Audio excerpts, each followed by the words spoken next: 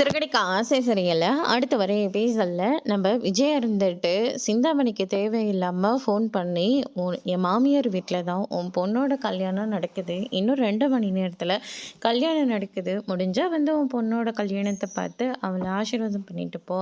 அப்படின்ற மாரி சொல்லிடுறாங்க. இந்த விஷயத்த சிந்தாமணி அவங்களோட ஹஸ்பண்ட் மூர்த்தி கிட்ட சொன்னதுனால, அவர் உடனடியா நம்ம முத்து எங்க கல்யாணம் பண்றாரோ அந்த இடத்துக்கு தேடி வந்துகிட்டு இருக்காங்க.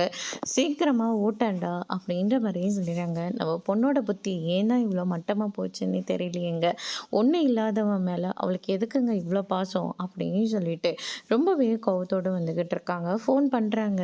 ஆனால் நம்ம விஜய் இருந்துட்டு ஃபோன் பண்ணி அவங்க ஏதாவது ஒன்று பேசினா இந்த கல்யாணம் நின்னே போயிடும்.